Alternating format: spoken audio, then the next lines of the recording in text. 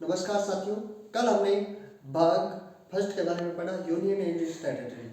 आज हम उसी का पार्ट अखंड भारत के बारे में चर्चा करेंगे कि भारत जो पहले अफगानिस्तान में म्यांमार तक फैला हुआ था वो किस प्रकार टूटा, वे हम इसके बारे में संपूर्ण से जानकारी प्राप्त करेंगे।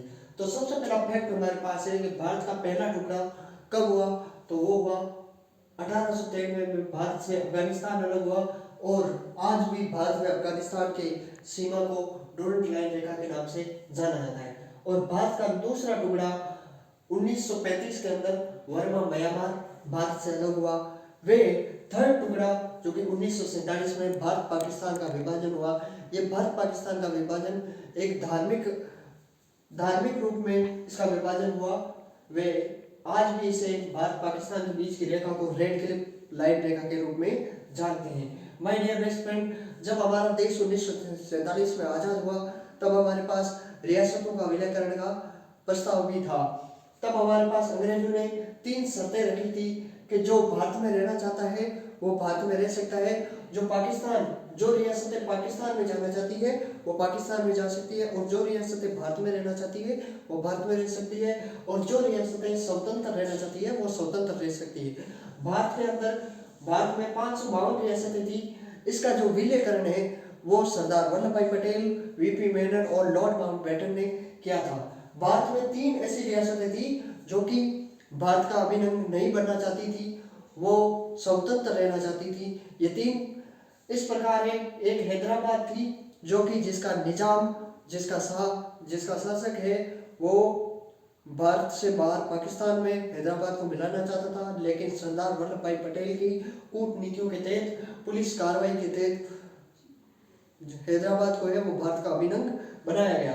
वे जूनागढ़ एक ऐसी रियासत थी जिसका शासक मुस्लिम था, लेकिन उसकी जो जनता थी वो हिंदू थी, जिसके कारण वहाँ की जनताओं के द्वारा जनमत संग्रह या फिर रेफरेंडम करवाया और उसको भारत का अभिन्न अंग बनाया। वे जम्मू कश्मीर का जो शासक हरि सिंह था और उसका पीएम शेख अब्दुल्ला था, वो भारत का जम्मू कश्मीर को भारत का अभिन्न अंग नहीं बनाना चाहता था।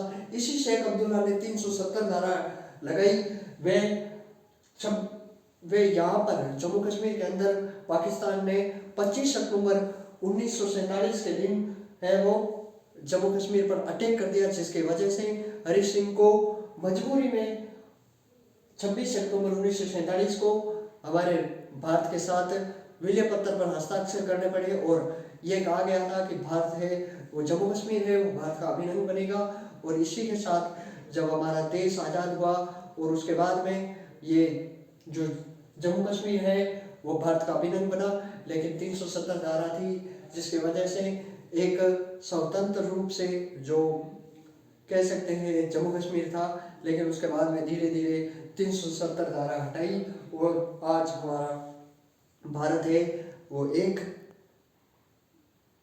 आज जो जम्मू कश्मीर है वो हमारा भारत के अंदर एक अभिन्न राज्य में अभिन्न केंद्र शासित प्रदेश के रूप में जाना जाता है। आई होप कि आपको हमारा ये वीडियो पसंद आया होगा, और अब कल है वो उसके बारे में संपूर्ण और भी चर्चा करेंगे और भी अन्य फैक्ट आपको लेके आएंगे। धन्यवाद दोस्तों, आप सभी का हमारे इस यूट्यूब चैनल पर बहुत बहुत धन्यवाद।